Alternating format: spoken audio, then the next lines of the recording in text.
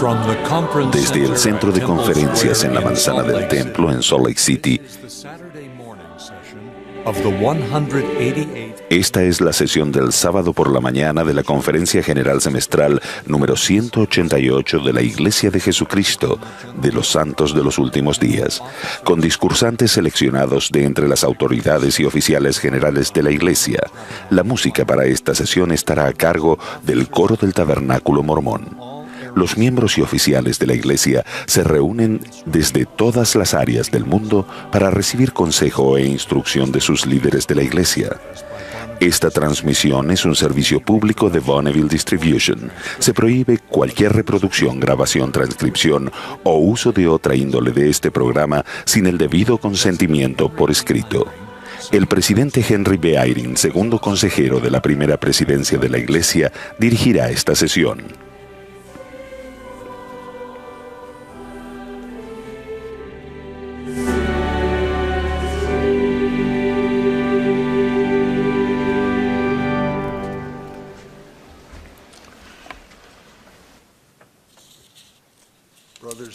Hermanos y hermanas, les damos la bienvenida a esta sesión del sábado por la mañana de la Conferencia General Anual número 188 de la Iglesia de Jesucristo de los Santos de los Últimos Días, y extendemos una cordial bienvenida a los miembros y amigos que participan de esta conferencia en todo el mundo, donde sea que se encuentren. El presidente Russell M. Nelson, quien preside la conferencia, ha pedido que yo dirija esta sesión. Reconocemos esta mañana el fallecimiento de nuestro querido profeta y compañero, el presidente Thomas S. Monson, el 2 de enero de 2018, y extendemos nuestras sinceras condolencias a su familia. Su largo y devoto ministerio bendijo la innumerable cantidad de personas de todo el mundo. Asimismo, deseamos recordar la vida y servicio del elder Von G. Kitch de los 70, quien falleció inesperadamente el 26 de enero de 2018. Expresamos nuestro amor y cordial saludo a su familia también. La música de esta mañana está a cargo del Coro del Tabernáculo Mormón, bajo la dirección de Mac Wilber y Ryan Murphy, con Andrew Answorth y Clay Christiansen al órgano. El coro abrió esta reunión con Dulce tu obra es Señor, y ahora cantará Te damos, Señor, nuestras gracias. La primera oración la ofrecerá el elder Mervyn B. Arnold de los 70.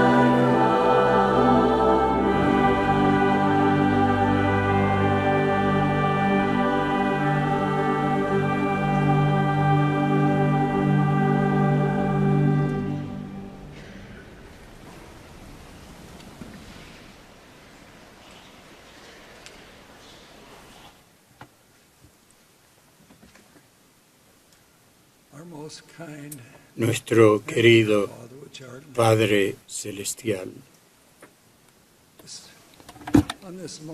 en este día sagrado,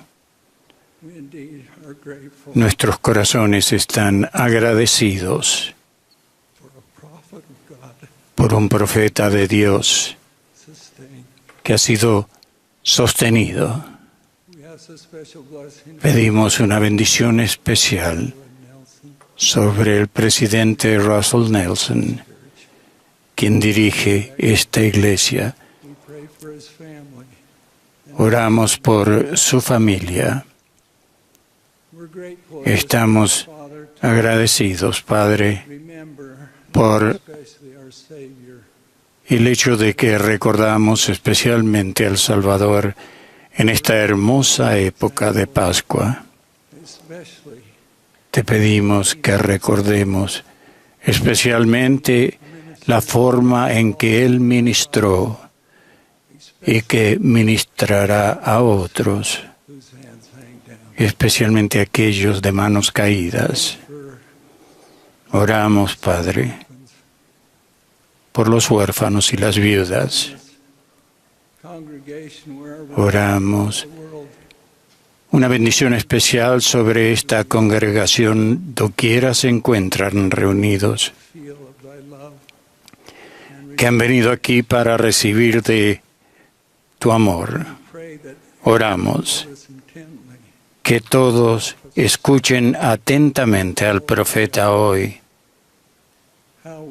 y lo que Él nos enseñe, cómo le amamos, cómo apreciamos, Padre. Y lo decimos humildemente en el nombre de Jesucristo. Amén.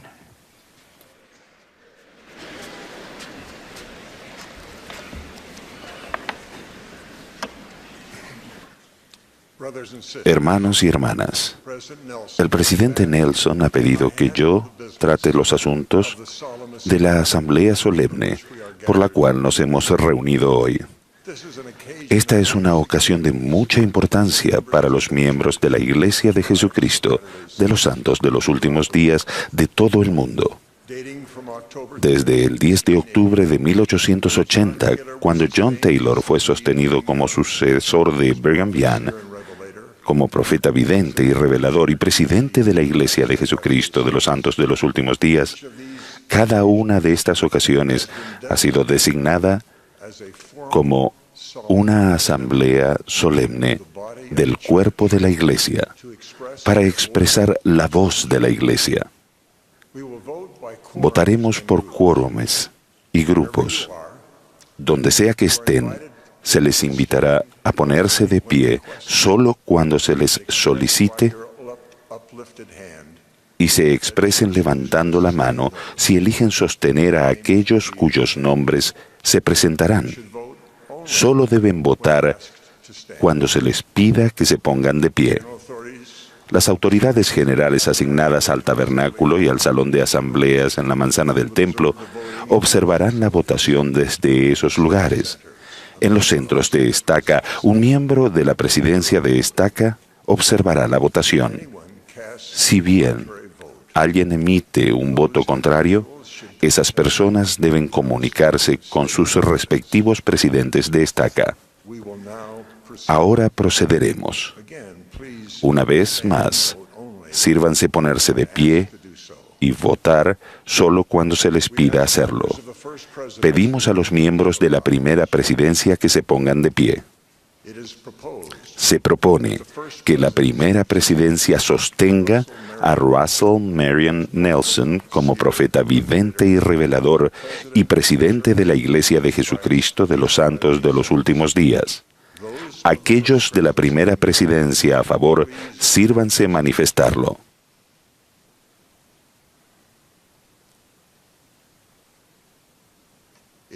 Se propone que la primera presidencia sostenga a Dallin Harris Oaks como primer consejero y a Henry Benyon Eyring como segundo consejero de la primera presidencia de la Iglesia. Aquellos miembros de la primera presidencia a favor pueden manifestarlo. Se propone que la primera presidencia sostenga a Dallin Harris Oaks como presidente del Quórum de los 12 Apóstoles y a Melvin Russell Ballard como presidente en funciones del Quórum de los 12 Apóstoles. Los miembros de la primera presidencia a favor pueden manifestarlo. Se propone que la primera presidencia sostenga como miembros del Quórum de los 12 Apóstoles a M. Russell Ballard, Jeffrey R. Holland, Dieter F. Uchtdorf, David A. Bednar, Quentin L. Cook, D. Todd Christofferson, Neil L. Anderson, Ronald E. Rasvan, Gary E. Stevenson, Dale G. Renlund, Garrett Walter Gobb y Ulises Suárez. Miembros de la primera presidencia, por favor manifestarlo. Se propone que la primera presidencia sostenga a los consejeros de la primera presidencia y al Quórum de los 12 Apóstoles como profetas videntes y reveladores. Miembros de la primera presidencia, sírvanse manifestarlo. Ahora la primera presidencia tomará asiento. Elder Gahn y Elder Suárez, por favor, tomen su lugar con el Quórum de los 12 Apóstoles.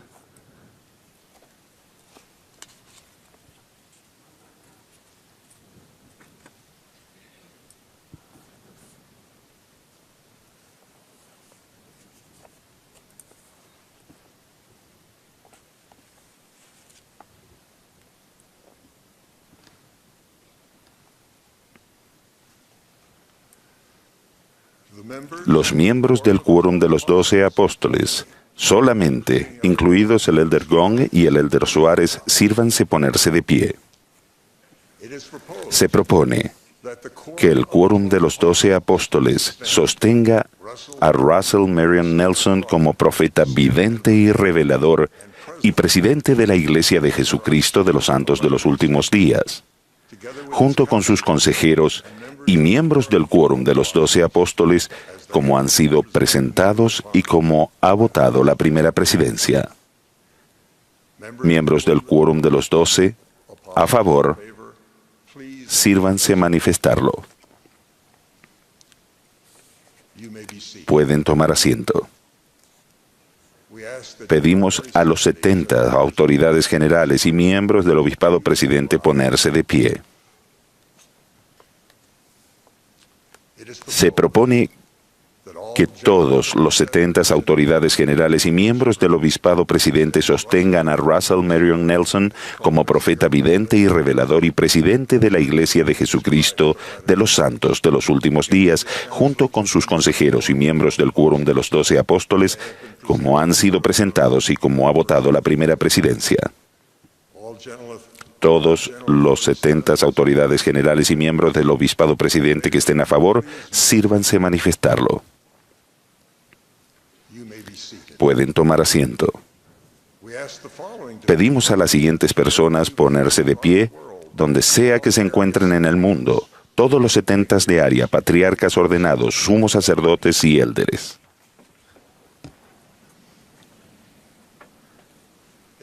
Se propone que Russell Marion Nelson sea sostenido como profeta vidente y revelador y presidente de la Iglesia de Jesucristo de los Santos de los Últimos Días, junto con sus consejeros y miembros del Quórum de los 12 Apóstoles, como han sido presentados y como se ha votado. Todos a favor, sírvanse manifestarlo. Si hubiera alguien en contra, sírvase manifestarlo. Pueden tomar asiento. Todas las integrantes de la Sociedad de Socorro, es decir, todas las mujeres de 18 años en adelante, sírvanse ponerse de pie.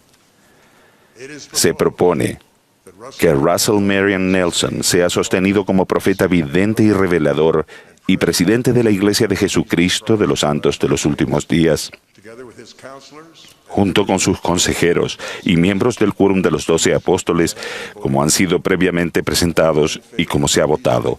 Todas las que estén a favor, sírvanse indicarlo levantando la mano.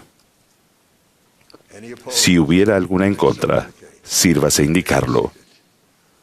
Pueden tomar asiento.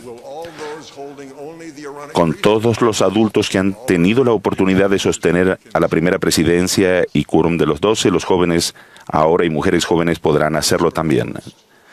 Miembros del sacerdocio arónico, ponerse de pie. Se propone que Russell Marion Nelson sea sostenido como profeta vidente y revelador y presidente de la Iglesia de Jesucristo de los Santos de los Últimos Días, junto con sus consejeros y miembros del quórum de los 12 apóstoles, como han sido previamente presentados y como se ha votado. Todos los que estén a favor, sírvanse indicarlo levantando la mano. Los que estén en contra pueden indicarlo. Pueden tomar asiento. Sírvanse ponerse de pie las mujeres jóvenes entre 12 y 18 años, por favor. Se propone que Russell Marion Nelson sea sostenido como profeta vidente y revelador y presidente de la Iglesia de Jesucristo de los Santos de los Últimos Días, junto con sus consejeros y miembros del quórum de los 12 apóstoles, como han sido previamente presentados y como se ha votado. Todas las que estén a favor, sírvanse manifestarlo levantando la mano. Las que estén en contra pueden manifestarlo. Pueden tomar asiento.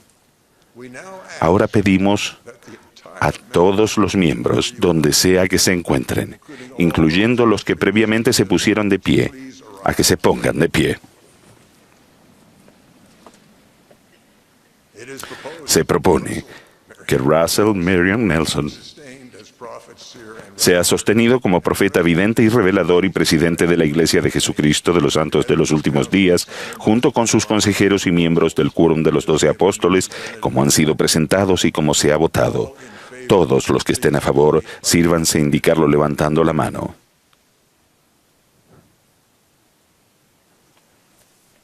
Los que estén en contra pueden indicarlo. Pueden tomar asiento.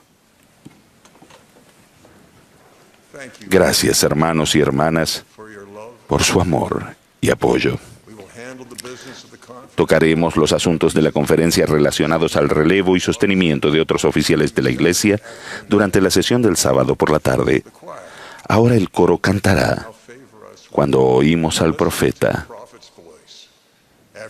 Después del himno tendremos el privilegio de escuchar al presidente M. Russell Butler, quien recién fue sostenido como presidente en funciones del quórum de los 12 apóstoles. A él le seguirá el elder Brian K. Taylor y el elder Larry J. Echohawk de los 70.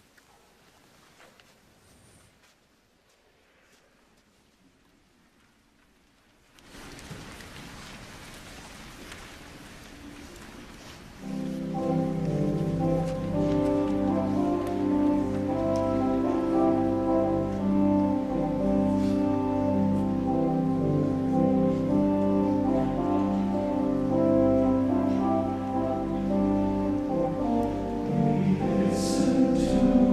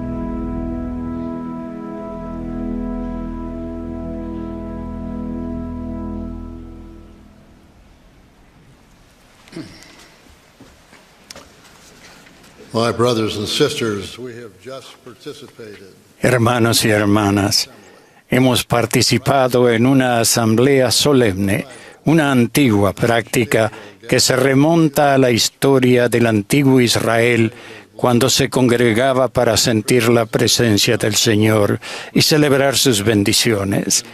Tenemos el privilegio de vivir en una época en la que esta práctica ha sido restaurada por medio del profeta José Smith. Les insto a escribir en su diario personal lo que sintieron sobre esta sagrada ocasión.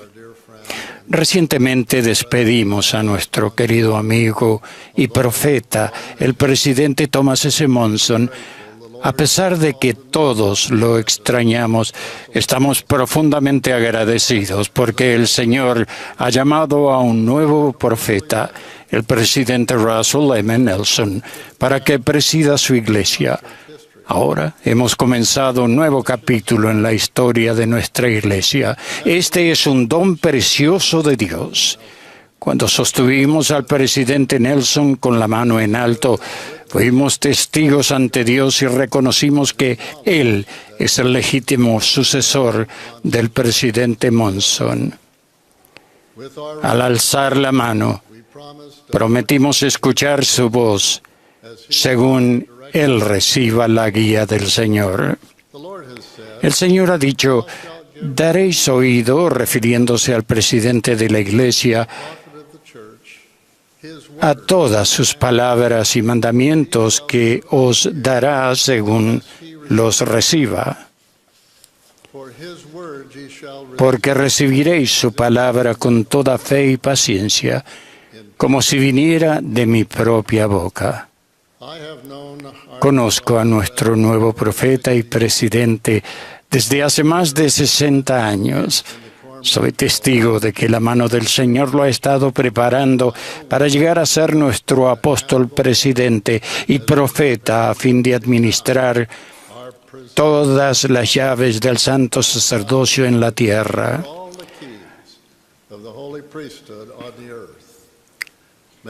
Ruego que cada uno de nosotros lo sostenga completamente a él y a sus consejeros y siga su dirección. También les damos una afectuosa bienvenida al Elder Gong y al Elder Suárez como miembros del quórum de los 12 apóstoles. Después de la resurrección de Jesús, un acontecimiento que celebramos este glorioso fin de semana de Pascua, Él se apareció a sus discípulos y dijo: paz a vosotros.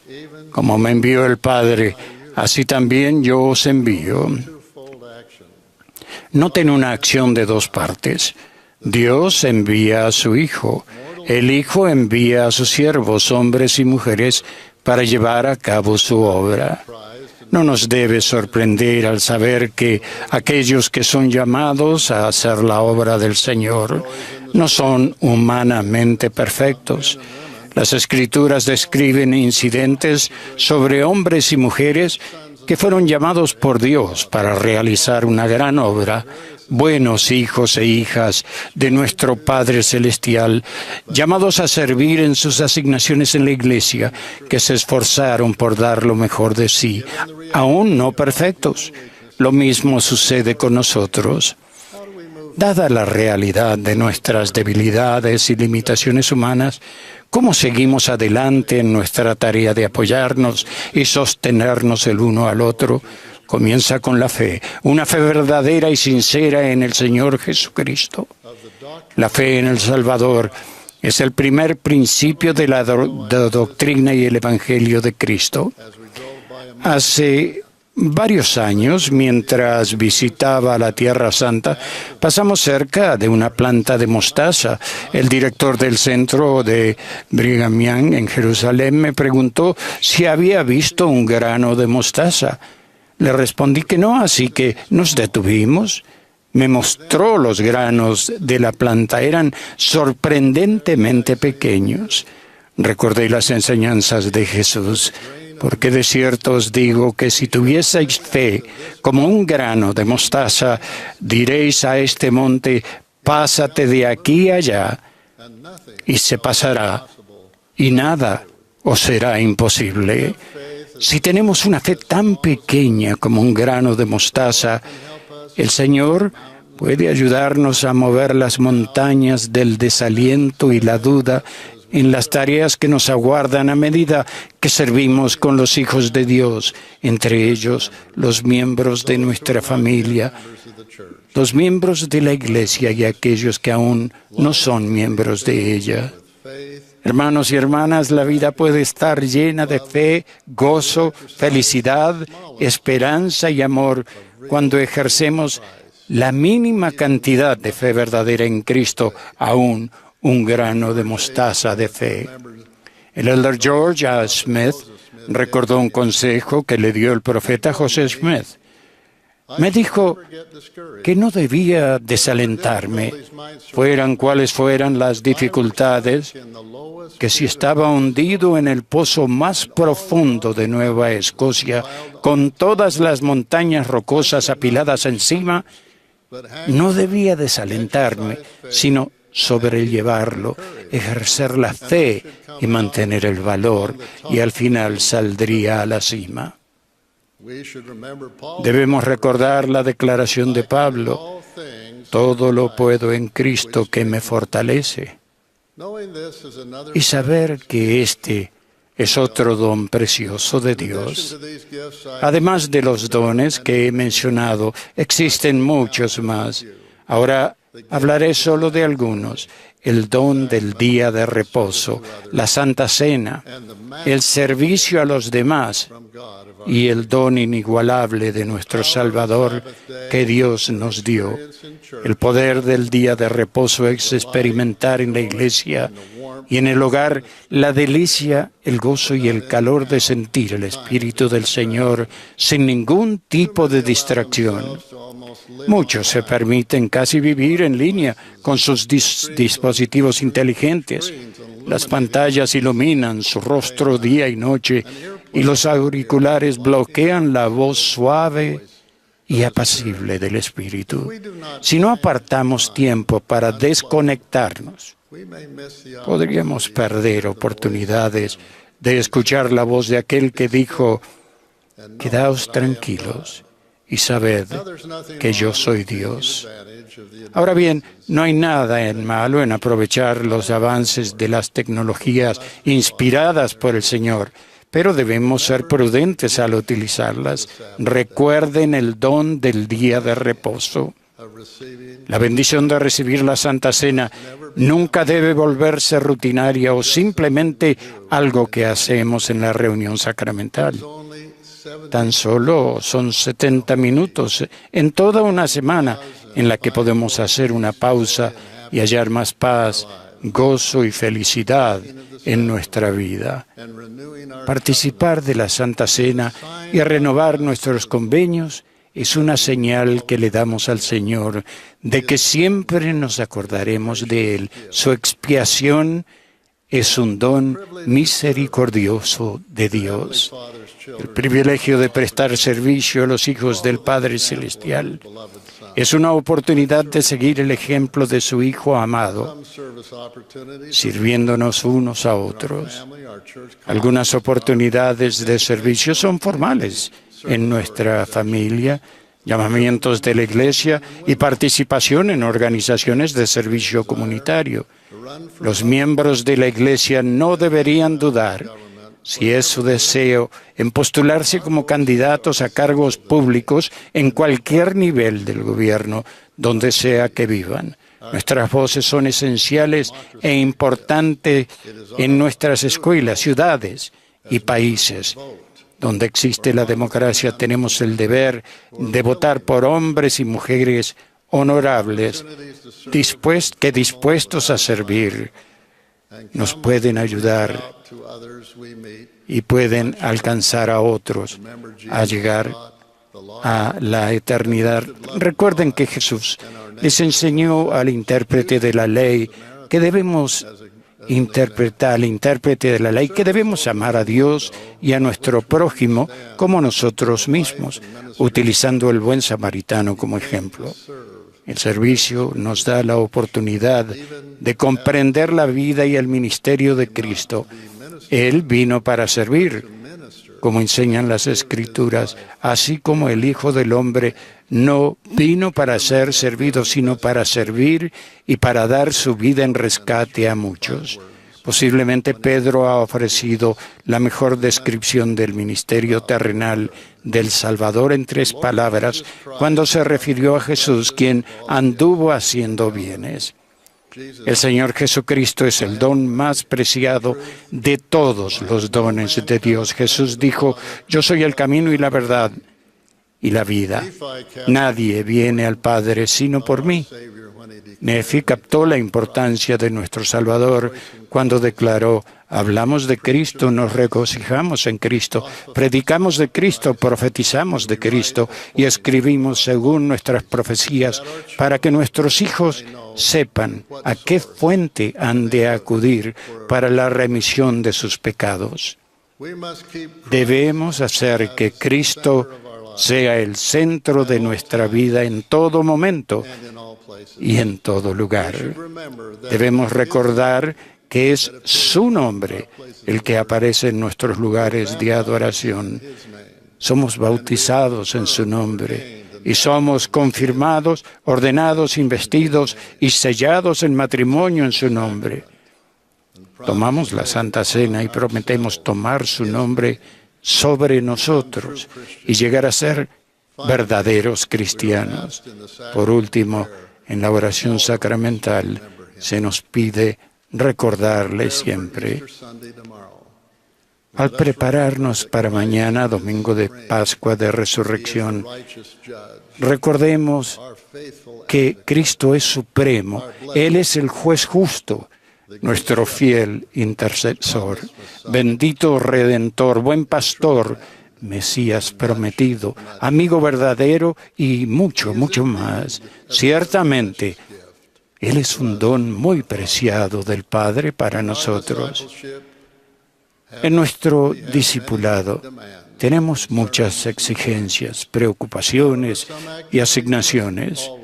Sin embargo, algunas actividades siempre deben ocupar el centro de nuestra membresía en la Iglesia. De manera que, manda el Señor, ocupa el oficio al que te he nombrado, socorre a los débiles, levanta las manos caídas y fortalece las rodillas debilitadas. Esta es la Iglesia en acción. Esa es la religión pura. Ese es el Evangelio en el sentido verdadero. Cuando socorremos, levantamos y fortalecemos a quienes tienen necesidades espirituales y temporales. Para hacerlo, se necesita que los visitemos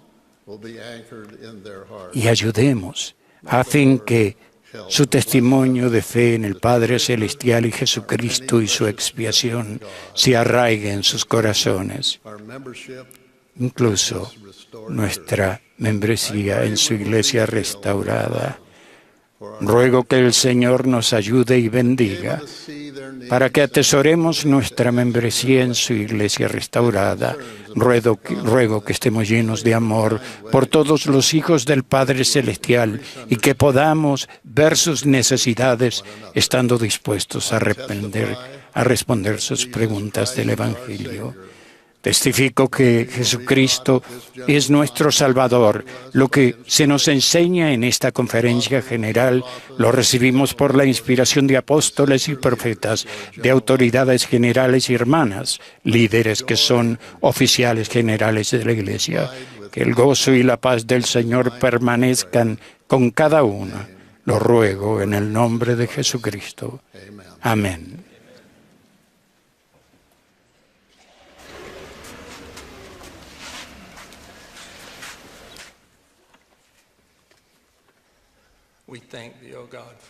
Te damos gracias, Señor, por nuestro profeta. Hace poco fui a la iglesia con mi dulce madre a nuestra antigua capilla, hecha de piedras, atraído por las voces de los pequeños que provenían del mismo salón de la primaria al que asistía hace décadas. Entré en el salón y observé a las afectuosas líderes enseñando el lema del año: Soy un hijo de Dios. Sonreí al pensar en las maestras pacientes y amorosas que, durante el tiempo de música en aquel entonces, con frecuencia me miraban. Ese niño revoltoso al final del banco, como si se preguntaran, ¿es realmente un hijo de Dios? ¿Y quién lo envió aquí?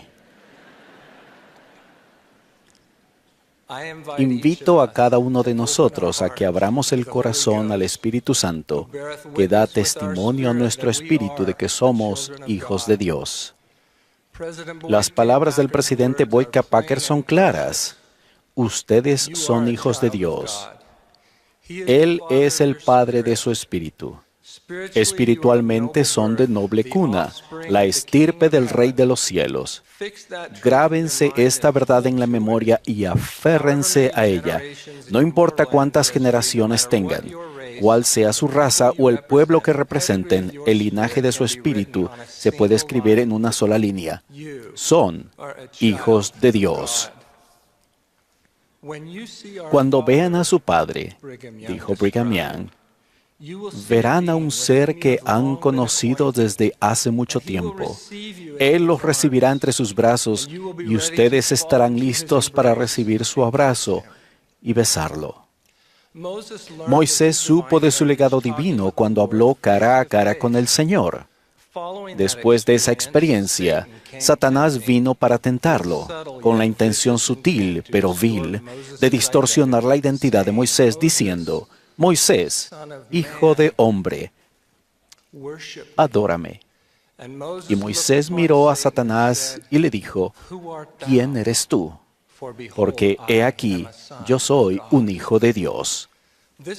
Esa gran guerra sobre nuestra identidad divina arrasa con furor a medida que el arsenal cada vez mayor de Satanás trata de destruir nuestra creencia y conocimiento sobre nuestra relación con Dios. Afortunadamente hemos sido bendecidos con un entendimiento claro de nuestra verdadera identidad desde el principio. Y dijo Dios, hagamos al hombre a nuestra imagen, conforme a nuestra semejanza. Y los profetas vivientes proclaman, cada uno es un amado hijo o hija procreado en espíritu por padres celestiales, y también como tal, cada uno tiene una naturaleza y destino divinos. El llegar a saber estas verdades con certeza nos ayuda a sobrellevar las tribulaciones, dificultades y aflicciones de todo tipo. Cuando se le preguntó, ¿cómo podemos ayudar a quienes están luchando con un desafío personal? Un apóstol del Señor instruyó, enséñenles su identidad y su propósito. Estas poderosas verdades le cambiaron la vida a mi amiga Jen. Cuando era joven, causó un grave accidente automovilístico.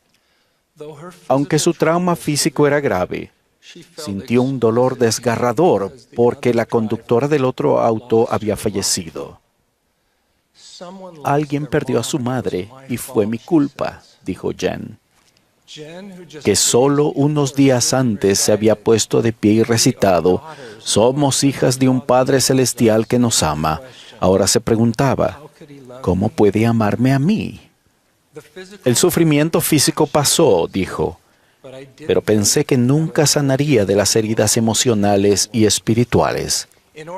A fin de sobrevivir, Jen ocultó sus sentimientos profundamente y se volvió distante y apática. Después de un año, cuando finalmente pudo hablar del accidente, un inspirado consejero le invitó a que escribiera la frase, «Soy una hija de Dios», y que la repitiera 10 veces al día. Escribir las palabras fue fácil, recuerda, pero no podía decirlas. Eso lo hacía real, y yo en verdad no creía que Dios me deseaba como hija. Me acurrucaba y lloraba. Después de varios meses, Jen finalmente pudo repetirlas todos los días.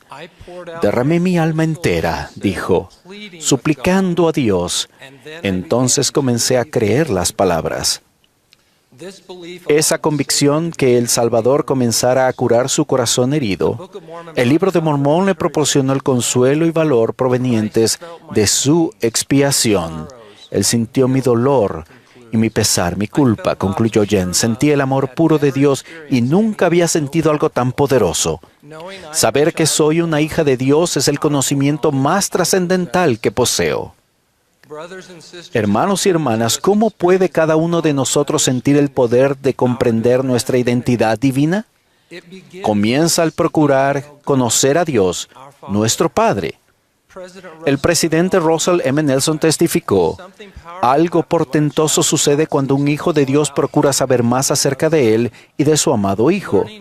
Aprender acerca del Salvador y seguirlo nos ayuda a llegar a conocer al Padre, siendo la imagen misma de su Padre.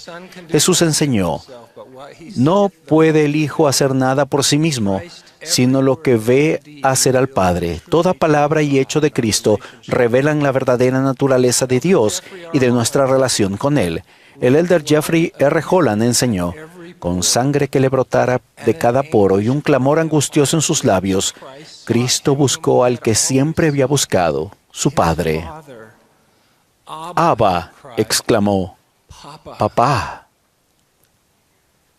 Así como Jesús buscó sinceramente a su Padre en Getsemaní, también el joven José Smith en 1820 buscó en oración a Dios en la arboleda sagrada después de leer: y si alguno de vosotros tiene falta de sabiduría, pídala a Dios.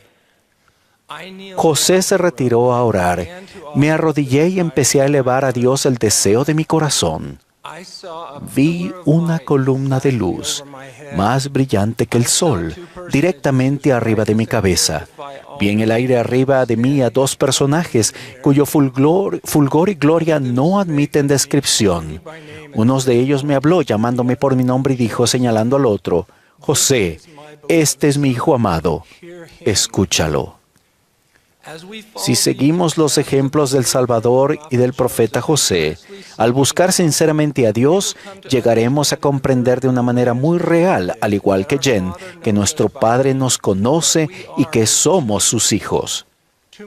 A las madres jóvenes que con frecuencia se sienten abrumadas y bajo el agua mientras tratan de criar una generación resistente al pecado, nunca subestimen su papel fundamental en el plan de Dios. En los momentos de estrés, tal vez cuando están corriendo detrás de los pequeños y el olor a quemado que viene de la cocina les indica que la cena que prepararon es ahora un holocausto, sepan que Dios santifica sus días más difíciles. No temas, porque yo estoy contigo. Él asegura con calma. Las honramos porque cumplen con la expectativa de la hermana Joy de Jones, quien dijo: nuestros niños merecen entender su identidad divina. Invito a todos nosotros a buscar a Dios y a su amado Hijo. En ningún lugar, dijo el presidente Nelson, se enseña esas verdades de manera más clara y poderosa que en el Libro de Mormón. Abran sus páginas y aprendan que Dios hace todas las cosas para el bienestar y felicidad de su pueblo. Él es misericordioso y lleno de gracia, tardo en airarse, sufrido y lleno de bondad, y que todos son iguales ante Él. Cuando se sientan heridos, perdidos, temerosos, enojados, tristes, hambrientos o totalmente abandonados en las circunstancias extremas de la vida, abran el Libro de Mormón y llegarán a saber que Dios nunca nos abandonará, nunca lo ha hecho y nunca lo hará. No puede hacerlo, no es parte de su carácter. Llegar a conocer a nuestro Padre cambia todo, en especial el corazón. A medida que su dulce espíritu nos confirma nuestra verdadera identidad y el gran valor que tenemos ante su vista, Dios camina junto a nosotros a lo largo del camino del convenio, cuando lo buscamos mediante súplicas en oración. Al escudriñar las Escrituras y esforzarnos por ser obedientes, amo a Dios Todopoderoso, quien llora con nosotros en nuestras aflicciones, corrige pacientemente nuestra falta de rectitud y se regocija cuando abandonamos todos nuestros pecados para conocerle. Lo adoro a Él, que Él es el Padre de los huérfanos y compañero de quienes están solos. Con agradecimiento testifico que he llegado a conocer a Dios mi Padre y doy testimonio de la perfección, los atributos y la excelencia de su carácter. Que cada uno de nosotros pueda verdaderamente comprender y apreciar nuestra gran herencia como hijos de Dios al llegar a conocerlo a Él, el único Dios verdadero, y a Jesucristo, a quien Él ha enviado. Es mi ferviente oración en el nombre de Jesucristo. Amén.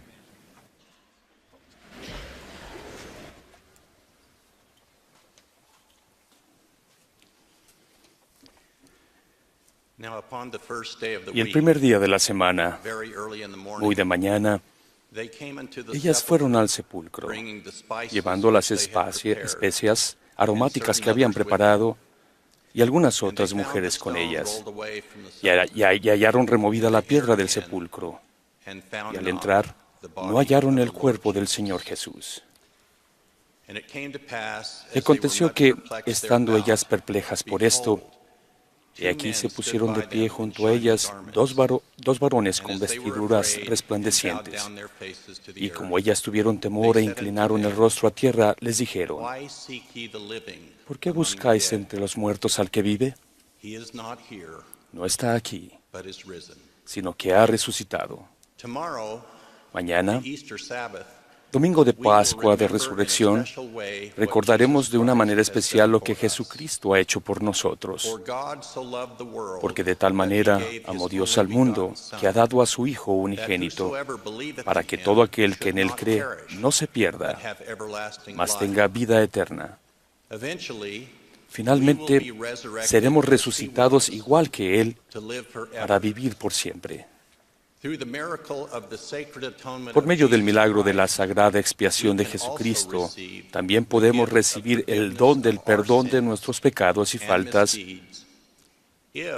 si aceptamos la oportunidad y responsabilidad del arrepentimiento. Y al recibir ordenanzas necesarias, guardar los convenios y obedecer los mandamientos, podemos obtener la vida eterna y la exaltación.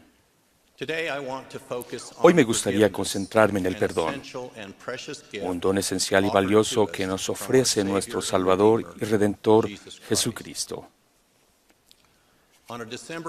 En una noche de diciembre en 1982, mi esposa Terry y yo nos despertamos por una llamada que recibimos a nuestro hogar en Pocatello, Idaho. Cuando contesté el teléfono, solo escuché un llanto. Por fin, la voz débil de mi hermana dijo: Tommy está muerto.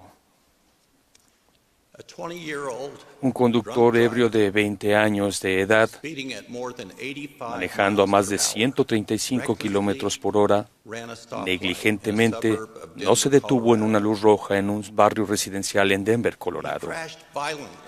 Se estrelló de forma violenta contra el auto que manejaba mi hermano menor Tommy, matándolos al instante a él y a su esposa Joanne. Regresaban a casa a su pequeña hija después de una fiesta de Navidad. De inmediato, mi esposa y yo viajamos a Denver y nos dirigimos a la funeraria. Nos reunimos con mis padres y hermanos y lamentamos la pérdida de nuestros queridos Tommy y Joanne. Los habíamos perdido debido a un acto criminal sin sentido. Nuestros corazones estaban destrozados y comencé a sentir enojo contra el joven delincuente. Tommy había servido como abogado en el Departamento de Justicia de los Estados Unidos y estaba en camino para ser un firme defensor de la protección de las tierras y recursos naturales de los indígenas norteamericanos por los años futuros. Después de un tiempo, se llevó a cabo en un tribunal una audiencia para dictar la condena del joven responsable de homicidio vehicular. Aún con tristeza y pesar, mis padres y mi hermana mayor, Kathy, fueron a la audiencia. Los padres del conductor ebrio también estaban allí. Y una vez que terminó la audiencia, se sentaron en una banca y lloraron. Sentados cerca estaban mis padres y mi hermana intentando lograr control sobre sus propias emociones. Después de un momento, mis padres y mi hermana se pusieron de pie y se dirigieron hacia los padres del conductor y les ofrecieron palabras de consuelo y perdón. Los hombres se saludaron. Las mujeres se tomaron de las manos. Hubo un profundo pesar, lágrimas derramadas por todos y el reconocimiento que ambas familias habían sufrido inmensamente. Mamá, papá y Katy fueron un ejemplo con su tranquila fortaleza y le demostraron a nuestra familia lo que significa el perdón. Ese ofrecimiento de perdón en esos momentos causó que mi propio corazón se ablandara y abrió el paso a la sanación. Con el tiempo aprendí a tener un fuerte deseo de perdonar. Solo con la ayuda del Príncipe de Paz pude aliviar mi dolorosa carga. Mi corazón siempre extrañará a Tommy y a Joan, pero el perdón me permite recordarlos con una alegría sin restricciones. Y sé que volveremos a estar juntos como familia. No sugiero que toleremos la conducta ilegal. Entendemos completamente que a las personas se les tiene que hacer responsables por sus actos criminales y delitos civiles. Sin embargo, también sabemos que, como hijos e hijas de Dios, que seguimos las enseñanzas de Jesucristo, debemos perdonar aún cuando parezca que los demás no se merecen nuestro perdón. El Salvador enseñó, porque si perdonáis a los hombres sus ofensas, os perdonará también a vosotros vuestro Padre Celestial. Pero si no perdonáis a los hombres sus ofensas, tampoco vuestro Padre os perdonará vuestras ofensas.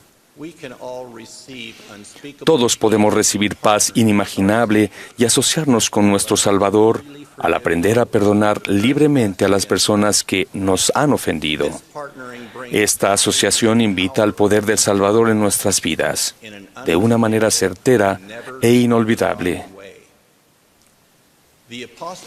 El apóstol Pablo aconsejó, vestíos pues como escogidos de Dios, de entrañable misericordia, de benignidad, de humildad, de mansedumbre, de paciencia, soportándoos los unos a los otros y perdonándoos los unos a los otros. De la manera que Cristo os perdonó, así también hacedlo vosotros. El Señor mismo declaró, por tanto, os digo que debéis perdonaros los unos a los otros, pues el que no perdona las ofensas de su hermano queda condenado ante el Señor, porque en él permanece el mayor pecado. Yo, el Señor, perdonaré a quien sea mi voluntad perdonar, mas a vosotros os he requerido perdonar a todos los hombres. Las enseñanzas de nuestro Salvador y Redentor son claras. El pecador debe estar dispuesto a perdonar a otros si es que él mismo espera obtener perdón. Hermanos y hermanas, ¿hay personas en nuestras vidas que nos han lastimado? ¿Guardamos sentimientos de resentimiento y enojo que parecen ser justificados? ¿Permitimos que el orgullo nos impida perdonar y seguir adelante? Insto a todos nosotros a perdonar completamente y permitir que la sanación ocurra desde el interior. Y aun si el perdón no llega hoy, tengan en cuenta que si lo deseamos y trabajamos por obtenerlo, vendrá. Así como al final llegó para mí, después de la muerte de mi hermano. Y por favor recuerden que un elemento esencial del perdón es perdonarnos a nosotros mismos. Quien se ha arrepentido de sus pecados, dijo el Señor, es perdonado, y yo, el Señor, no los recuerdo más. Ruego que todos nosotros en este día recordemos y sigamos el ejemplo de Jesucristo. En la cruz en Golgota, en su angustia, Él pronunció estas palabras: Padre, perdónalos, porque no saben lo que hacen.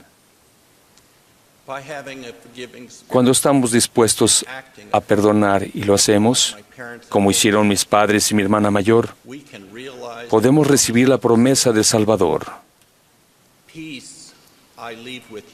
La paz os dejo, mi paz os doy. Y yo no os la doy como el mundo la da. No se turbe vuestro corazón, ni tenga miedo. Testifico que esta paz llegará a nuestras vidas a medida que obedezcamos las enseñanzas de Jesucristo y sigamos su ejemplo al perdonar a los demás. A medida que perdonemos, les prometo que el Salvador nos fortalecerá y su poder y alegría fluirá en nuestras vidas. El sepulcro está vacío. Cristo vive. Lo conozco y lo amo. Estoy agradecido por su gracia, la cual es el poder fortalecedor que es suficiente para sanar todas las cosas. En el sagrado nombre de Jesucristo. Amén.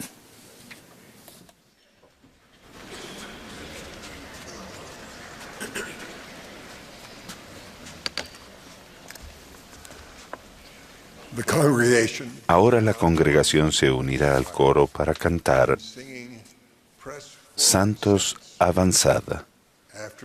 Luego del himno escucharemos al elder Gary Stevenson del Quórum de los 12 Apóstoles. Le seguirá el elder Lynn G. Robbins de la Presidencia de los 70. Después del elder Robbins, el coro cantará Dime la historia de Cristo.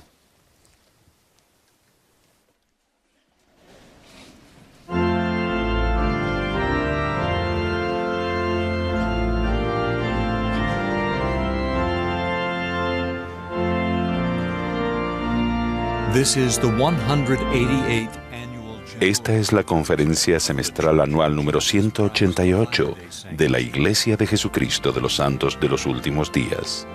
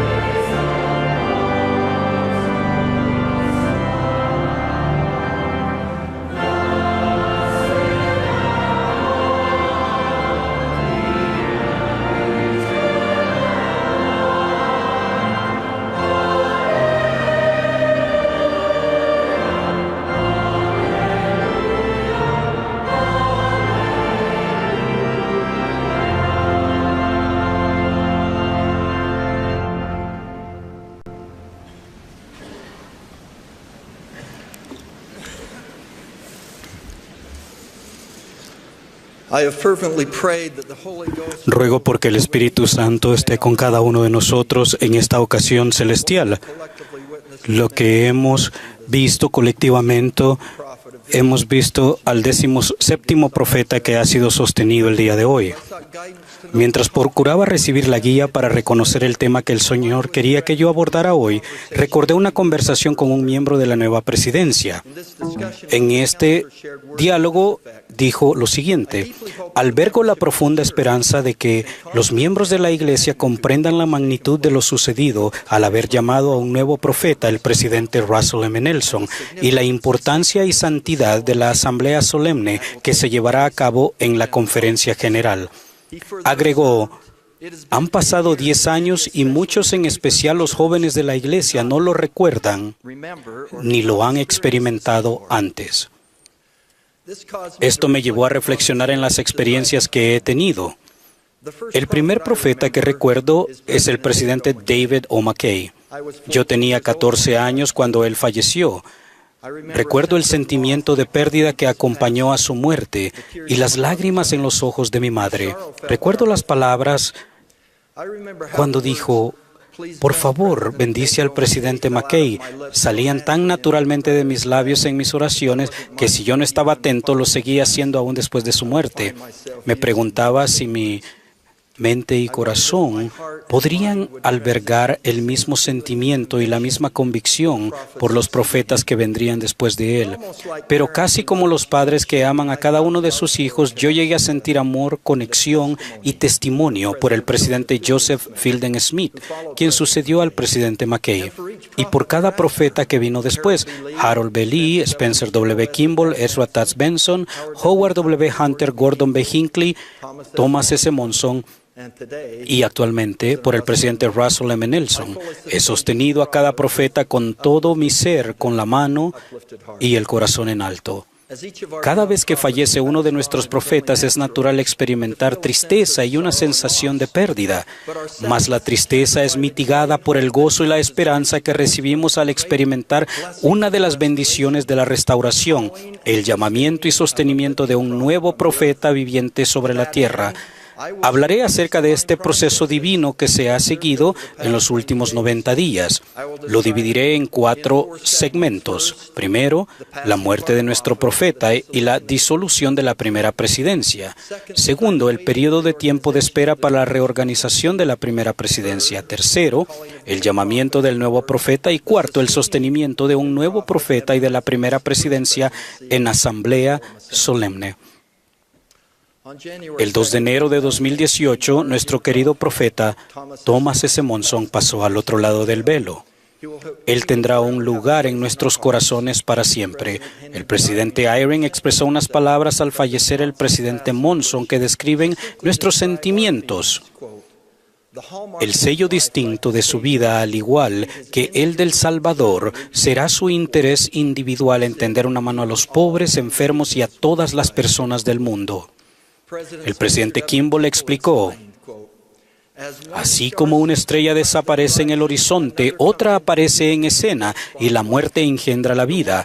La obra del Señor es ilimitada. Aun cuando fallezca un poderoso líder, ni siquiera por un instante queda la iglesia sin dirección, gracias a la benévola providencia que dio a su reino continuidad y perpetuidad.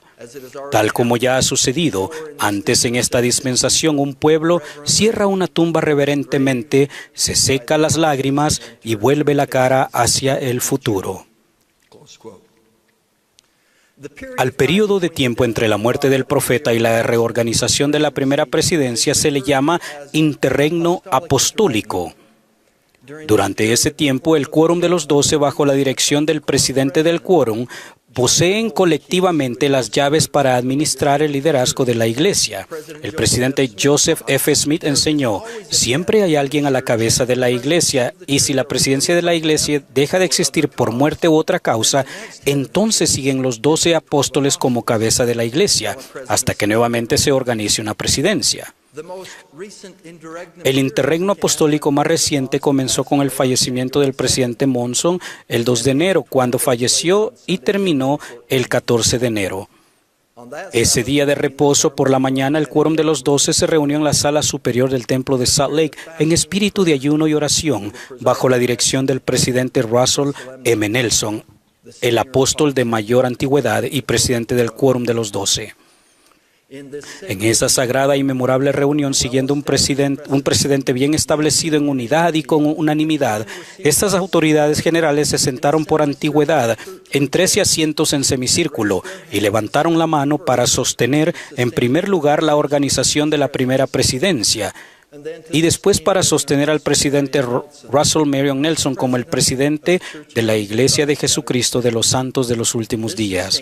Después del sostenimiento, el quórum de los 12 nos juntamos en círculo y pusimos las manos sobre la cabeza del presidente Nelson para ordenarlo y apartarlo, con el siguiente apóstol de mayor antigüedad actuando como portavoz. Luego el presidente Nelson nombró a sus consejeros, al presidente Dallin Harris Oaks y al presidente Henry B. Eyring, con el presidente Oaks como presidente del quórum de los 12 apóstoles y el presidente Melvin Russell Ballard como presidente en funciones del quórum de los 12 apóstoles. Tras los votos de sostenimiento, el presidente Nelson apartó a todos esos hermanos en sus respectivos cargos. Esa fue una experiencia sagrada con una abundante manifestación del Espíritu. Les ofrezco mi testimonio de que la voluntad del Señor, por la que habíamos orado fervientemente, se manifestó poderosamente en las actividades y acontecimientos que ocurrieron ese día. Con la ordenación del presidente Nelson y la reorganización de la primera presidencia, finalizó el interregno apostólico y la nueva primera presidencia comenzó a operar sin que hubiera habido siquiera un segundo de interrupción en el gobierno del reino del Señor sobre la tierra. Esta mañana se ha culminado este proceso en conformidad con el mandato descrito en Doctrina y Convenios, porque es preciso que todas las cosas se hagan con orden y de común acuerdo en la Iglesia, por la oración de fe, y 3 sumos sacerdotes presidentes, sostenidos por la confianza, fe y oraciones de la Iglesia, forman un quórum de la presidencia de la Iglesia. El elder David B. Hay describió una ocasión previa en que ocurrió este acontecimiento en el que hemos participado hoy. Hoy somos testigos y partícipes de un suceso sumamente sagrado, una asamblea solemne para tratar asuntos celestiales. Como ocurría en la antigüedad, los santos en todas partes del mundo han ayunado mucho y orado para recibir en abundancia el Espíritu del Señor, que se ha sentido muy fuertemente en esta ocasión. Una asamblea solemne, tal como el nombre lo indica, es una ocasión sagrada, seria y reverente en que los santos se reúnen bajo la dirección de la primera presidencia. Hermanos y hermanas, podemos regocijarnos aún exclamar Hosana, que el portavoz del Señor, un profeta de Dios, ha entrado en funciones y que el Señor está complacido porque su obra se esté haciendo en la forma que Él ha decretado divinamente. Este proceso divinamente ordenado conduce a tener otro profeta llamado. Al igual que el presidente Monson fue uno de los más grandes que han habitado la tierra, así lo es también el presidente Nelson. El Señor lo ha preparado y le ha instruido para liderarnos en esta época de la historia del mundo. Es una gran bendición tener ahora al presidente Russell M. Nelson como nuestro amoroso y ferviente profeta, el presidente de la Iglesia número 17 en esta última dispensación. El presidente Nelson es un hombre extraordinario. He tenido el privilegio de servir en el quórum de los 12, siendo él mi presidente de quórum por más de 2 años. He viajado con él y me maravilla su energía. Uno tiene que ir muy rápido para seguirle el paso. En su vida ha visitado 133 países. Extiende la mano a todos, tanto a jóvenes como a mayores. Parece que conoce a todos y tiene la habilidad de recordar los nombres. Todo el que le conoce se siente como su mejor amigo. Y así es con cada uno de nosotros, debido al amor y la preocupación sinceros que siente por todas las personas. Mi relación principal con el presidente Nelson ha sido en funciones eclesiásticas. También me he llegado a familiarizar con la vida profesional que él tuvo antes de ser llamado como autoridad general.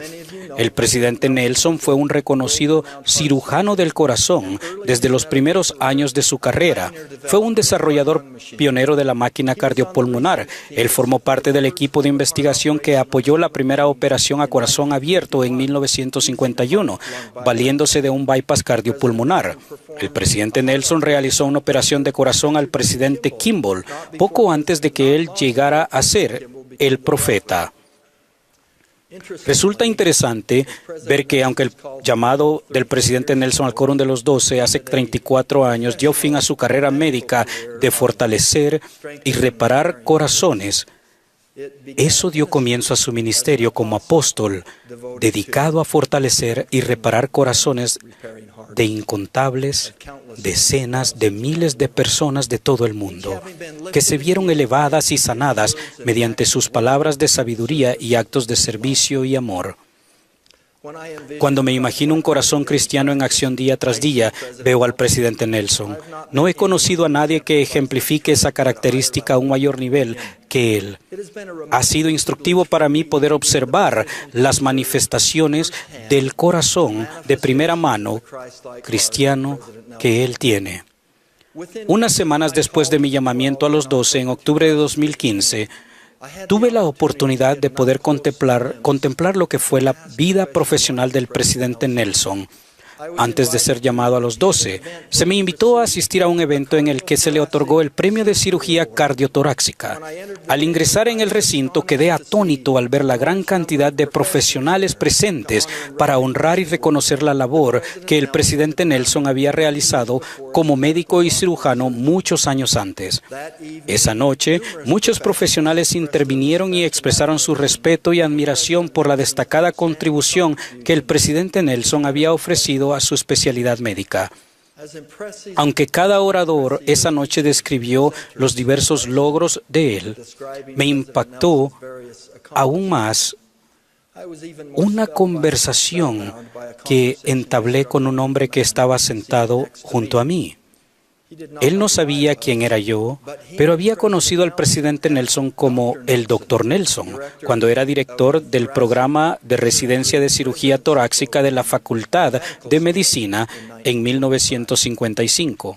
Él había sido alumno del presidente Nelson y compartió conmigo muchos recuerdos. Para mí lo más interesante fue la descripción del estilo de enseñanza del presidente Nelson, que, como dijo, le había aportado una gran reputación. Él me explicó que una buena parte de la instrucción a los residentes de cardiocirugía se llevaba a cabo en los quirófanos. Allí los residentes observaban y realizaban cirugías bajo supervisión docente, como si fuera un laboratorio y salón de clases. Me comentó que con ciertos cirujanos de la facultad, el ambiente en la sala de operaciones era caótico, competitivo, con mucha presión y egocentrismo. Él lo describió como un ambiente difícil y a veces incluso denigrante. Por ello, los cirujanos residentes sentían con frecuencia que sus carreras pendían de un hilo. Entonces me explicó el ambiente singular que había en el quirófano del presidente Nelson. Todo era pacífico, tranquilo y digno. Se trataba con respeto a los médicos residentes. Después de que el Dr. Nelson demostraba un procedimiento, esperaba el más alto nivel de desempeño de cada uno de los residentes. Este hombre continuó explicándome que los mejores resultados en los pacientes y los mejores cirujanos salieron de la sala de operaciones del presidente Nelson. Esto no me sorprende, es lo que he observado de cerca y me ha bendecido en el Quórum de los 12. Siento que he sido, en cierto modo, uno de sus residentes en formación. El presidente Nelson tiene una manera única de enseñar y de corregir de forma positiva, respetuosa e inspiradora. Él es la personificación de un corazón cristiano y un ejemplo para todos nosotros. De él aprendemos que en cualquier circunstancia en que nos encontremos, nuestra conducta y corazón pueden estar a tono con los principios del Evangelio de Jesucristo. Tenemos ahora la bendición de sostener a nuestro profeta, el presidente Russell M. Nelson. En el curso de su vida, él ha magnificado las muchas funciones que ha desempeñado como estudiante, padre, profesor, esposo, doctor, líder del sacerdocio, abuelo y apóstol. Él cumplió con sus funciones en el pasado y lo continúa haciendo así con el corazón de un profeta. Hermanos y hermanas, lo que hemos presenciado y en lo que hemos participado hoy, una asamblea solemne, confirma mi testimonio de que el presidente Russell M. Nelson es el portavoz viviente del Señor para toda la humanidad. Añado también mi testimonio de Dios el Padre, de Jesucristo y de su papel como nuestro Salvador y Redentor. En el nombre de Jesucristo. Amén.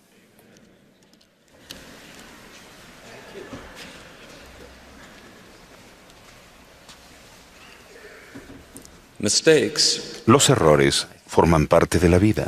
Es prácticamente imposible aprender a tocar el piano con destreza sin cometer miles de errores y aún millones de ellos. Pero aprender un idioma también nos presenta en la misma situación. Uno debe sufrir la vergüenza de cometer miles de errores y ni siquiera los mejores atletas del mundo dejan de cometerlos. Se ha dicho que el éxito no consiste en la ausencia del fracaso, sino en ir de fracaso en fracaso sin eliminar el entusiasmo. Cuando Thomas Edison inventó la bombilla, dijo, no fracasé 1000 veces. La bombilla fue un invento en 1000 pasos. C.S. Lewis llamaba a los fracasos las señales hacia el camino del éxito. Con suerte, cada error que cometemos se convierte en una lección de sabiduría, transformando los obstáculos en peldaños. La fe inquebrantable de Nefi le ayudó a ir de fracaso en fracaso hasta conseguir por fin las planchas de bronce. Moisés lo intentó 10 veces antes de que finalmente lograra huir de Egipto con los israelitas. Podríamos preguntarnos, si tanto Nefi como Moisés estaban en la obra del Señor, ¿por qué no intervino Él ni les ayudó a lograr el éxito en el primer intento? ¿Por qué les permitió que tropezaran y fracasaran y que a nosotros nos pase lo mismo en nuestro primer intento por alcanzar aquel éxito? Entre las muchas respuestas importantes a esta pregunta, aquí hay algunas. Primero, el Señor sabe que todas estas cosas nos servirán de experiencia y serán para nuestro bien. Segundo, para permitirnos probar a lo largo del camino lo amargo para saber apreciar lo bueno. Y tercero, para demostrar que de Jehová es la batalla y que solo por su gracia podemos llevar a cabo su obra y llegar a ser como Él. Cuarto, para ayudarnos a desarrollar y pulir nuestros atributos cristianos que no se pueden refinar sino por medio de la oposición y en el horno de la aflicción. De modo que en una vida llena de obstáculos e imperfecciones, todos agradecemos las segundas oportunidades. En 1970, como estudiante de primer año de BYU, me inscribí en un curso básico sobre el fundamento de la física impartido por Jay Baliff, un destacado profesor. Al final de cada unidad del curso, nos hacía un examen. Si un alumno obtenía una nota suficiente para aprobar, deseaba mejorarla, el profesor Baliff le permitía tomar un examen modificado que abarcaba el mismo material. Si el alumno mejoraba su calificación en el segundo intento, pero seguía sin estar conforme, podía tomar un examen por tercera o cuarta vez. Al darme tantas segundas oportunidades, él me ayudó a sobresalir y al final a obtener una A. Era un profesor extraordinariamente sabio que inspiraba a sus alumnos a seguir instándolos a tomarse el fracaso como un maestro, no como una tragedia, y a no tener que temerle al fracaso, sino a aprender de cada uno de ellos. Hace poco llamé a este gran hombre, 47 años después de haber tomado el curso de física, y le pregunté por qué estaba dispuesto a permitir que los alumnos hicieran intentos ilimitados para mejorar sus calificaciones. Su respuesta fue: quería estar del mismo lado de los alumnos. Si bien nos sentimos agradecidos por las segundas oportunidades después de nuestros errores o fracasos intelectuales, asombro nos da la gracia del Salvador al darnos segundas oportunidades. Nadie está más de nuestro lado que el Salvador. Él nos permite tomar y seguir tomando sus exámenes. Llegar a ser como Él requerirá incontables segundas oportunidades en nuestras luchas diarias contra el hombre natural, como controlar los apetitos, aprender la paciencia y el perdón, vencer la pereza o evitar los pecados de omisión, solo para mencionar algunos. Si errar es humano, ¿cuántas veces fracasaremos hasta que nuestra naturaleza deje de ser humana y sea divina? Miles. Sí, miles. Muy probablemente millones. Sabiendo que el sendero estrecho y angosto estaría lleno de pruebas y que los fracasos serían una constante diaria en la vida, el Salvador pagó un precio infinito a fin de darnos tantas oportunidades como fueran necesarias para superar con éxito nuestra prueba. La oposición que Él permite a menudo puede aparecer insuperable y casi imposible de soportar, pero no nos deja sin esperanza. para mantener nuestra esperanza resiliente en medio de las pruebas de la vida. La gracia del Señor siempre está lista y presente. Su gracia es un medio divino de ayuda y fortaleza, un poder habilitador que permite que los hombres y las mujeres alcancen la vida eterna y la exaltación después de haber realizado su máximo esfuerzo. Su gracia, su amoroso ojo, están sobre nosotros durante todo el recorrido a medida que nos inspira, aligera nuestras cargas, nos fortalece, alivia, protege, sana y de otros modos socorre a los de su pueblo aun cuando tropecemos por el sendero estrecho y angosto. El arrepentimiento es un don de Dios, siempre a nuestro alcance, que nos permite y nos habilita para ir de fracaso en fracaso sin perder el entusiasmo. El arrepentimiento no es su plan B por si fallamos. El arrepentimiento es su plan. Este es el Evangelio de arrepentimiento y, como enseñó y señaló el presidente Russell M. Nelson, será un curso de estudio por toda la vida. En este curso de estudio por toda la vida, la Santa Cena es la manera que el Señor ha dispuesto para proporcionar un acceso continuo a su perdón. Si participamos con un corazón quebrantado y un espíritu contrito, Él nos provee cada semana el perdón mientras avanzamos de fracaso en fracaso a lo largo del sendero del convenio. Porque no obstante sus pecados, mis entrañas están llenas de compasión por ellos. Pero ¿cuántas veces nos perdonará Él? ¿Cuán vasta es su longanimidad?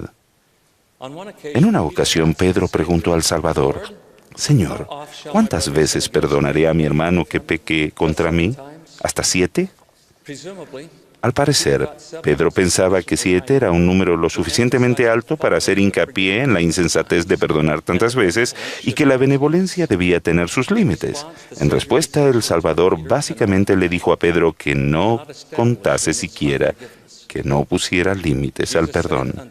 Jesús le dijo: no te digo hasta 7, sino aún hasta 70 veces 7.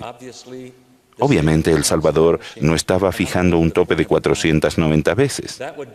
Eso habría sido lo mismo que decir que participar de la Santa Cena tiene un límite de 490 veces y que en la 491 un auditor celestial intercede y dice: lo siento mucho, pero su carta de arrepentimiento ha expirado.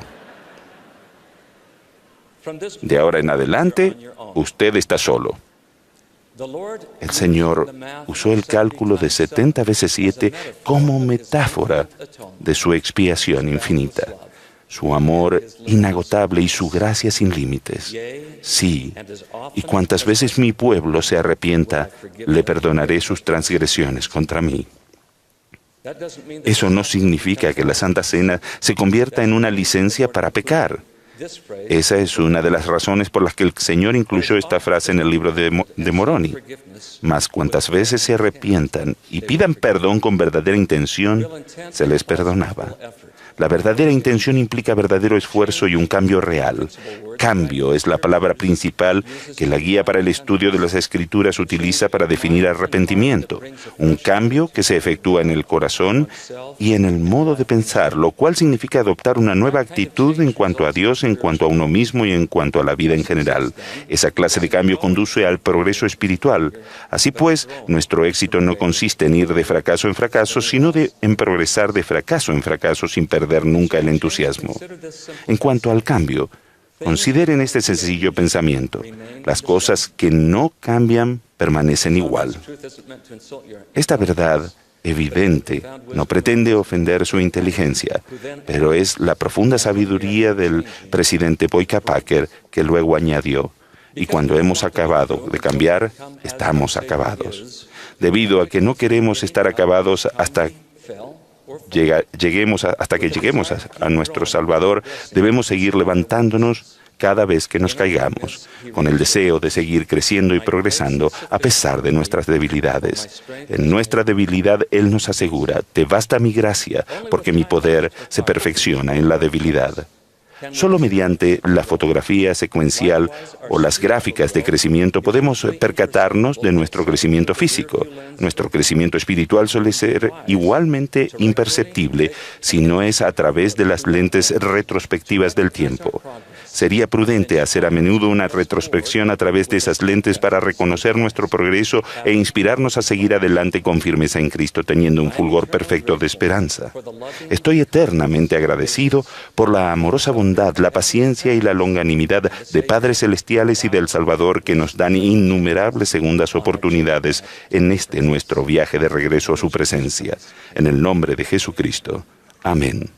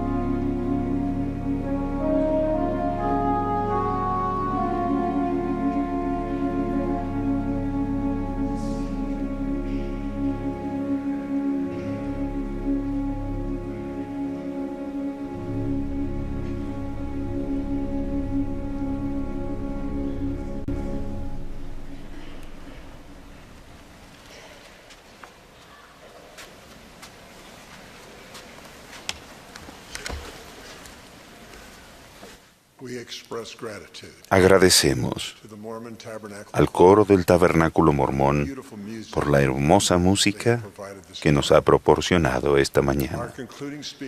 El último discursante de esta sesión será el elder Neil L. Anderson del Quórum de los 12 Apóstoles.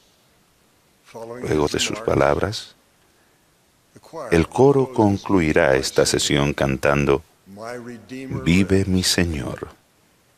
La última oración la ofrecerá el elder W. Mark Bassett de los 70.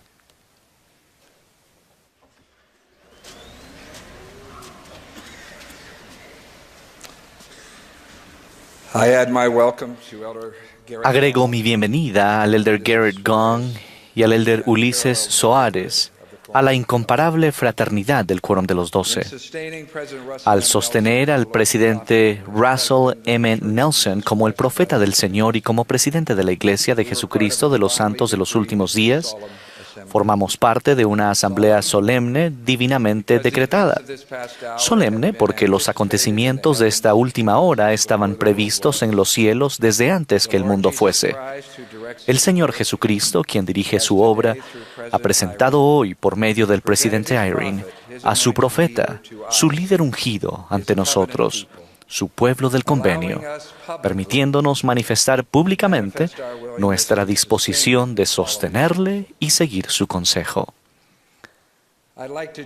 Me gustaría añadir aquí a aquellos millones de miembros de la Iglesia que no están aquí en el centro de conferencias, que el Espíritu del Señor en este edificio durante el sostenimiento del presidente Nelson fue lo que exactamente hubieran anticipado, lleno de poder espiritual y una satisfacción abundante.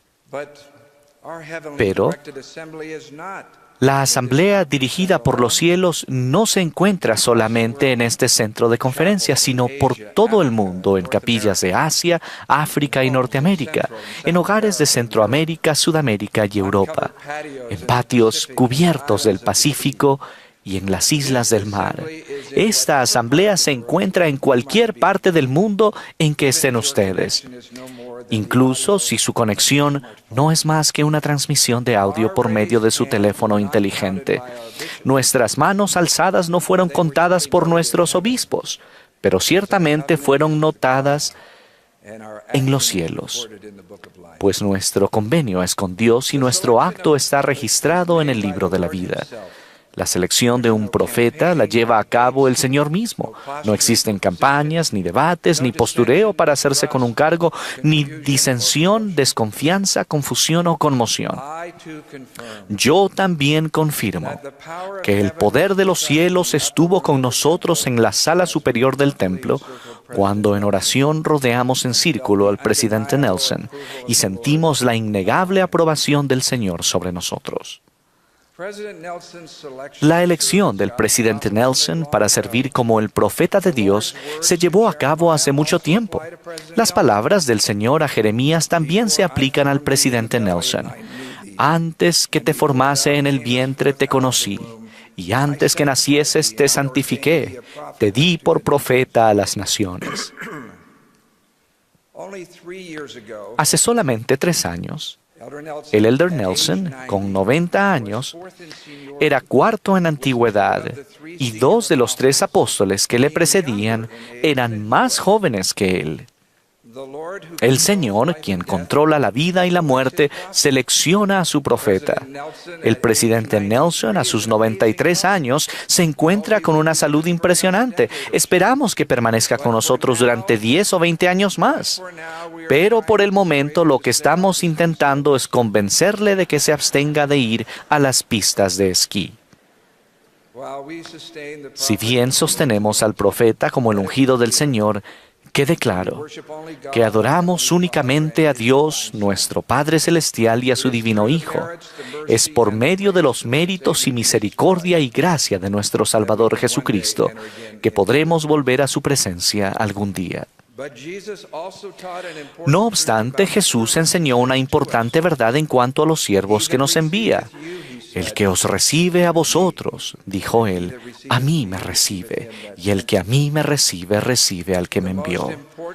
La función más importante del profeta del Señor es enseñarnos acerca del Salvador y guiarnos a Él. Hay muchas razones lógicas para seguir al presidente Russell M. Nelson. Incluso personas del mundo lo calificarían como brillante. Como lo explicó el Elder Stevenson, era doctor médico a los 22 años, un reputado cirujano cardíaco y un pionero de renombre en el desarrollo de la cirugía a corazón abierto. Otros reconocerían su sabiduría y buen juicio. 9 décadas de aprendizaje sobre la vida y la muerte, viviendo altruistamente, amando y enseñando a los hijos de Dios en todos los rincones de la tierra, y las experiencias que aportan madurez al tener 10 hijos, 57 nietos y 117 bisnietos. Este último número aumenta con bastante frecuencia. Un bisnieto nació el pasado miércoles.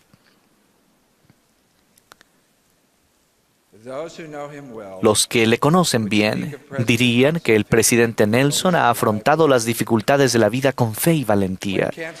Cuando el cáncer le arrebató la vida a su hija de 37 años, Emily, dejando detrás de ella a un esposo amoroso y 5 niños pequeños, le escuché decir: yo era su padre, era médico y era apóstol del Señor Jesucristo. Pero tuve que inclinar mi cabeza y aceptar: no se haga mi voluntad, sino la tuya. Aunque admiramos todas estas nobles cualidades, seguimos al presidente Nelson. ¿Por qué lo seguimos? Porque el Señor Jesucristo le ha llamado y designado como su atalaya en la torre. Carcassona es una imponente ciudad amurallada de Francia que se ha conservado desde la época medieval. Altas torres se yerguen desde sus murallas protegidas, construidas para atalayas que permanecían en aquellas torres día y noche, con la atención fija en la distancia para avistar al enemigo. Cuando los atalayas veían acercarse a un enemigo, su voz de advertencia protegía a la población de Carcassona del peligro inminente que no podían ver. Un profeta es un atalaya en la torre y nos protege de los peligros espirituales que quizá no veamos. El Señor le dijo a Ezequiel: a ti pues, oh hijo de hombre, te he puesto como atalaya de la casa de Israel, y oirás la palabra de mi boca y les advertirás de mi parte. Con frecuencia hablamos de la necesidad que tenemos de seguir al profeta, pero consideremos esa pesada carga que el Señor coloca sobre su profeta. Si tú no hablas para advertir al malvado, y ese malvado muere por su iniquidad, su sangre yo la demandaré de tu mano. Apoyamos al presidente Nelson como habríamos apoyado a Pedro o a Moisés si hubiéramos vivido en sus días. Dios le dijo a Moisés: ahora pues, ve, que yo estaré en tu boca y te enseñaré lo que has de decir. Escuchamos al profeta del Señor con la fe que sus palabras son como si vinieran de la propia boca del Señor. ¿Es esto una fe ciega? No, no lo es. Todos tenemos un testimonio espiritual de la veracidad de la restauración del Evangelio de Jesucristo. Por nuestra propia voluntad y elección, levantamos la mano esta mañana, declarando nuestro deseo de sostener al profeta del Señor mediante nuestra confianza, fe y oraciones, y seguir su consejo. Tenemos el privilegio, como santos de los últimos días, de recibir un testimonio personal de que el llamado del presidente Nelson viene de Dios. Aunque mi esposa Kathy conoce al presidente Nelson personalmente desde hace casi 30 años y no tiene ninguna duda sobre su manto divino, tras su apartamiento, ella comenzó a leer todos sus discursos de conferencia general de los últimos 34 años, orando para recibir una certeza aún más profunda de su papel profético. Les prometo que este testimonio acrecentado les llegará a medida que lo busquen humilde y dignamente. ¿Por qué estamos tan dispuestos a seguir la voz de nuestro profeta? Para aquellos que buscan diligentemente la vida eterna, la voz del profeta brinda seguridad espiritual en tiempos muy turbulentos. Vivimos en un planeta con clamores de 1 millón de voces. Internet, nuestros teléfonos inteligentes, nuestras cajas de entretenimiento tan recargadas, todo ello reclama nuestra atención y arroja su influencia sobre nosotros con la esperanza de que compremos sus productos y adoptemos sus normas. El aparentemente interminable despliegue de información y opinión nos recuerda las advertencias de las Escrituras de ser llevados por doquiera, movidos por el viento y vencidos por la estratagema de aquellos que emplean con astucia las artimañas del error. Para anclar nuestra alma al Señor Jesucristo, se requiere que escuchemos a aquellos a quienes Él envía. El seguir al profeta en un mundo en conmoción es como estar envueltos en una manta cálida y reconfortante en un día gélido. Vivimos en un mundo de razón, debate, discusión, lógica y explicaciones. El cuestionar ¿por qué? Es positivo en muchísimos aspectos de nuestra vida, ya que permite que el poder de nuestro intelecto oriente una multitud de elecciones y decisiones que afrontamos cada día. No obstante, la voz del Señor suele llegar sin explicaciones. Mucho antes de que el mundo académico estudiara las repercusiones de la infidelidad en cónyuges e hijos llenos de confianza, el Señor declaró: no cometerás adulterio. Más allá del mero intelecto, atesoramos el don del Espíritu Santo. Aunque articulada con bondad, la voz del profeta con frecuencia será una voz que nos pedirá que cambiemos, que nos arrepintamos y que regresemos al Señor. Cuando se requiere corrección, no la demoremos. Y no se alarmen cuando la voz de advertencia del profeta vaya en contra de las opiniones populares del momento. Las ridiculizadoras bolas de fuego de los irritados incrédulos siempre son lanzadas en el momento que el profeta comienza a hablar. A medida que sean humildes en seguir el consejo del profeta del Señor, les prometo una bendición adicional de seguridad y paz. Y no se sorprendan si en ocasiones sus respectivas perspectivas personales no estén inicialmente en armonía total con las enseñanzas del profeta del Señor. Estos son momentos de aprendizaje, de humildad, en los que nos arrodillamos en oración. Caminamos hacia adelante con fe, sabiendo que con el tiempo recibiremos más claridad espiritual de nuestro Padre Celestial. Un profeta describió el don incomparable del Salvador como la voluntad del Hijo siendo absorbida en la voluntad del Padre. El sometimiento de nuestra voluntad a la de Dios es, de hecho, no un sometimiento, sino el comienzo de una victoria gloriosa. Algunos procurarán diseccionar en extremo las palabras del profeta, devanándose por determinar cuál es su voz profética y cuál es su opinión personal. En 1982, 2 años antes de ser llamado como autoridad general, el hermano Russell M. Nelson dijo: nunca me pregunto cuándo habla como profeta y cuándo no. Lo que me ha interesado es ¿cómo puedo parecerme más a él? A esto agregó: mi filosofía consiste en dejar de colocar signos de interrogación tras las declaraciones del profeta y más bien poner signos de exclamación. Esta es la manera en que un hombre humilde y espiritual eligió ordenar su vida. Ahora, 36 años después, es el profeta del Señor. En mi vida personal, he comprobado que a medida que estudio en oración las palabras del profeta de Dios y meticulosamente, con paciencia, alineo espiritualmente mi voluntad con sus enseñanzas inspiradas, Mi fe en el Señor Jesucristo siempre aumenta. Si decidimos dejar de lado su consejo y determinamos que nuestro criterio es más acertado, nuestra fe queda mermada y nuestra perspectiva eterna se nubla. Les prometo que en tanto permanezcan resueltos en seguir al profeta, su fe en el Salvador aumentará. El Salvador dijo: todos los profetas han testificado de mí. Un profeta no se interpone entre ustedes y el Salvador. Más bien, permanece a su lado y señala el camino hacia el Salvador. La mayor responsabilidad y el mayor don de un profeta a nosotros es su testimonio firme, su conocimiento certero de que Jesús es el Cristo. Como Pedro en la antigüedad, nuestro profeta declara: Él es el Cristo, el Hijo del Dios viviente. En un día futuro, cuando reflexionemos sobre nuestra vida mortal anterior, nos regocijaremos de haber caminado por la tierra en la misma época en que un profeta viviente.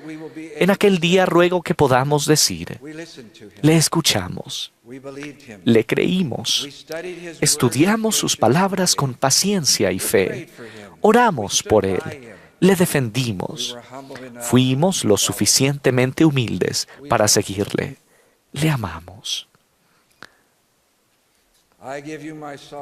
Les dejo mi solemne testimonio de que Jesús es el Cristo, nuestro Redentor y Salvador, y de que el presidente Russell M. Nelson es su profeta ungido en la tierra, en el nombre de Jesucristo. Amén.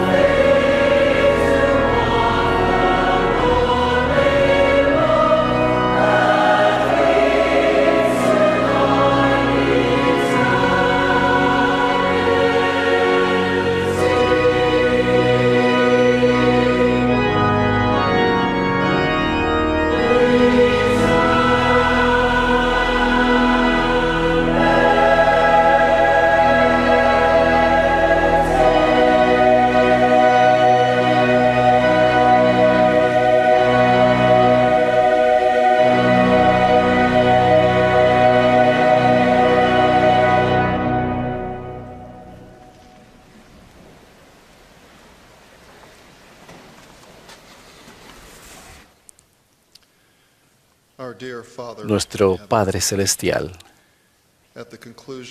al terminar esta sesión de la conferencia, expresamos nuestra gratitud por lo que hemos escuchado, en particular por lo que hemos sentido. Te pedimos, Padre, que nos ayudes a actuar y hacer aquellas cosas que nos acerquen más a ti.